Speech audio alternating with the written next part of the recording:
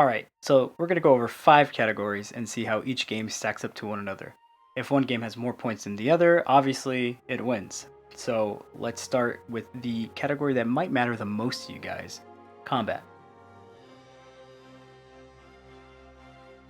Overall, Monster Hunter World is a much slower and grounded game. It feels like a good translation of the older games to a new world, and they kind of feel like you're using the same hunters.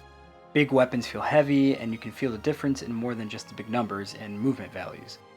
We lost the insane hunter arts from Double Cross or Generations Ultimate, but we did gain more ways to interact with the environment by way of sliding, running up walls, and natural traps.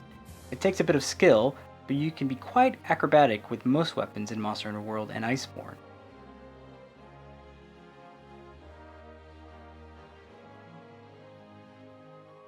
Sunbreak is just out of pocket. Everything feels much faster, and giving everyone a directional recovery leap is crazy. Bringing your choice of Palico or Palamute, making a party of 8, makes the action a little hard to read. Rule of 4, be damned. It encourages risk-taking with quick recoveries and really pushes on all the visual and audio cues of a hunt. Sometimes though, it can feel like a bit of an overload. Sunbreak tips the balance of monster versus hunter into the hunter's favor and really puts the focus on weaponry. There are so many inputs now that it can feel like more of a fighting game than your typical Monster Hunter experience. Most weapons are simple to learn and difficult to master, but in Sunbreak they come with a move list that is double the usual amount and can be changed on the fly according to your preferences. Generally, more choices are better, but that means strategies change less and there's less need for preparation ahead of the hunt. The flow of the game is different.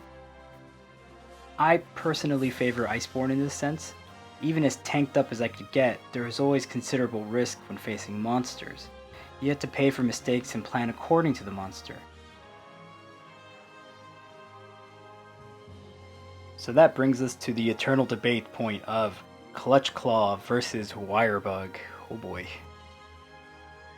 The Clutch Claw felt OP at the time, being able to run monsters into walls, guaranteeing flinches, and even being useful in the final hunts for Fatalis, more on that later. It pales in comparison to what the Wirebugs can do. Everyone can push through attacks or counter because of a bug. Oh no, here comes a wide attack, just bug up. Dang, a hard hit? Just bug out of there. Here comes an attack. Well, let me just get my bug out so it can take the hit and buff me? Just tell me it's all just magic at this point. What it comes down to is accessibility for me. Sunbreak feels like I'm flying a jet, and Iceborne driving a tank. I prefer the higher stakes in Iceborne, but I can't deny how fun Sunbreak is. So reluctantly, Sunbreak gets the point. Now, enough about the player. Let's talk about the other half of the equation, the monsters. Iceborne gave us some really great Elder Dragons, like Nergigante, Xeno'jiiva, Safi, and Velkhana, even including some Black Dragons, and my favorite fight ever against Fatalis. But there are some overall shortcomings, mostly in the ecology department. There just isn't enough variety in the monster classes. While I did really like the newcomers like Pukei-Pukei and Shara-Shvalda, thematically they were kind of all over the place. Rise and Sunbreak bring in every monster classification. We got Fanged Beasts, Temnocerans, Carapacians, and Leviathan types. And the design for the all-new monsters had a cohesive theme that mirrored an Eastern and Western influence from Rise to Sunbreak. The monsters are better realized, even if some of their final hunts weren't great or get a bit ham-fisted. We're looking at you, Amatsu. It was cool to see monster designs of different body types and scales. This kind of horror theme feels like it should have already been a central theme to a game about monsters, and Sunbreak does it well. 1 point for Sunbreak. Alright, so the next criteria is a bit underplayed in the series, but I think it's important to the 5th generation particularly, and I'm talking about the story. World had a good play on themes. You fight to find your place in the new world and keep order and balance with nature. You become the Sapphire Star, the new world's guiding light that leads your people. By Iceborne, that idea is challenged, and nature, or life itself, proves to be its own balancing system. Turns out the Sapphire Star was actually Xeno'jiiva the whole time, as hinted by its tail cut. It's part of the natural order. Rise, on the other hand, had a basic Monster Hunter story, but with a fun gameplay twist to bring it together. The Rampage mode made Kimura feel special, and your role in the village really important. You were literally protecting the gates. Sunbreak made less sense with the Curio, both weakening and strengthening monsters whenever it was kind of convenient. And the whole Yomogi is actually a princess thing was a bit layered on. There was really no mystery in the game. It was kind of just said out loud. A lot of the events don't feel earned, but kind of thrown in to provide some kind of story. So for its mature take on themes, World and Iceborne win this point. And finally, to break our tie, we will look at the maps, a key feature in each Monster Hunter title. Starting with World and Iceborne, there are some of the highest highs and the lowest lows.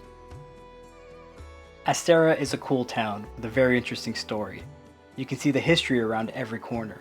Meeting the first Wyverians and helping the actual research of the new land was made especially unique with some of the newer locations. Their connection to the story, like the Hoarfrost region, helped tie things together. The fact that you can see other locations in the distance helped give the theme park-esque feeling of a carefully crafted world. While it feels like the scale of the maps and towns in Rise and Sunbreak are a lot smaller, I'm not sure they actually are.